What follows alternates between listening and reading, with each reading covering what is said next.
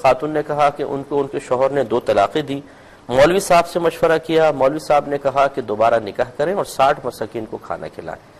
تو اب بعض لوگ یہ کہہ رہے ہیں کہ جو مولوی نے نکاح پڑھایا اس شخص نے، اس کا خود نکاح ٹوٹ گیا، کیا حکم شرع ہوگا؟ دیکھیں اگر پہلے کوئی طلاق نہیں دی تھی اور اب شوہر نے 2 طلاقیں دی ہیں تو یہ 2 ہی ہیں،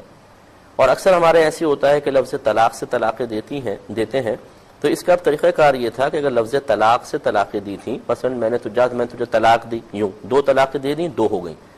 اور اب 1 زندگی کی باقی ہے، اور لفظ طلاق سے جب طلاق دی جاتی ہے تو جیسے ہی طلاق ہوگی عورت کی عدت اسٹارٹ ہو جائے گی، لیکن لفظ طلاق سے جو طلاق دی جاتی ہے اس میں شوہر کے لیے آسانی ہوتی ہے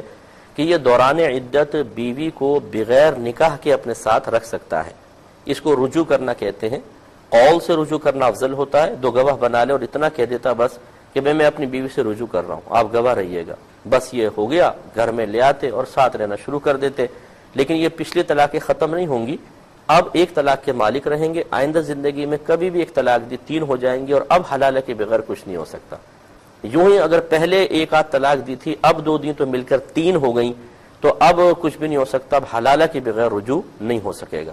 اب آ جائیں مولوی صاحب کا پوسٹ مارٹم۔ یہ جو مولوی صاحب تھے یہ کوئی جاہل شخص ہوتے ہیں، عموماً یہ داڑیاں رکھی ہوتی ہیں، حافظ بھی ہوتے ہیں، ان میں قاری بھی ہوتے ہیں، عام قسم کے سطحی مولوی جنہوں نے پوری زندگی 8 سال دارالعلوم میں بیٹھ کے کھایا تو ہوتا ہے لیکن علم کو صحیح طرح نہیں پڑھا ہوتا۔ میں بڑی معذرت کے ساتھ یہ لفظ کہہ رہا ہوں، ایسے طالب علم ہوتے ہیں کہ ان کے لیے فنڈ جمع کیا جاتا ہے، انہیں کھلایا جاتا ہے، پلایا جاتا ہے، دین نہیں پڑھتے ہیں، اور اس قسم کے لوگ نکل کے جب مساجد میں ممبروں پہ جا کے بیٹھ جاتے ہیں تو عوام الناس ان سے رجوع کرتی ہے، اور یہ اپنی عزت بچانے کے لیے اسی قسم کے غلط طریقے سے مشورے دیتے ہیں۔ جو آپ کے دوست ہیں ان سے کہیے کہ اس مولوی سے کہیں کہ تم کو قیامت تک لا کر دکھاؤ کہ 60 مساکین کا کفارہ کہاں لکھا ہوا ہے، اور انشاءاللہ وہ لا کر نہیں دکھا سکتا۔ تو اب بالفرض اگر یہ 2 طلاقیں دی تھیں، پہلے کوئی طلاق نہیں دی، تو رجوع کا طریقہ میں نے بتا دیا۔ اب یہ مولوی صاحب نے جو نکاح کی قید لگائی 60 مساکین کی، بالکل حرام اور گناہ کبیرہ کیا، کیونکہ جب ایک کوئی مسئلہ شرعی طور پر قرآن و حدیث سے ثابت نہ ہو اور آپ جھوٹا مسئلہ بیان کریں تو گویا کہ آپ یہ کہہ رہے ہیں کہ اللہ تعالیٰ اس کے رسول نے یہ فرمایا، اور میرے آقا صلی اللہ علیہ وسلم ارشاد فرماتے ہیں کہ جس نے بغیر علم کے فتویٰ دیا تو اس پر زمین و آسمان کے تمام فرشتے لعنت کرتے ہیں، تو ایسے شخص کے اوپر پھر اللہ کی لعنت ہوگی جس نے یہ غلط مسئلہ بیان کر کے ان کو آزمائش میں مبتلا کیا۔ اور اگر بالفرض اچھا اس صورت میں اگر اس مولوی صاحب نے کہا جی نکاح کر لو، تو نکاح کی حاجت تو نہیں تھی لیکن کر لیا، تو اس سے مولوی کا نکاح نہیں ٹوٹے گا، اگرچہ غلط مشورہ دے کر اور 60 مسکین والا خاص طور پہ کھانا کھلانے کا غلط مشورہ دے کر یہ گناہگار ضرور ہوا۔ لیکن اگر یوں تھا کہ شوہر نے پہلے کا طلاق دی، اب یہ 2 دیں تو یہ ہو گئی 3، اور اب حلالہ کے بغیر کچھ نہیں ہو سکتا۔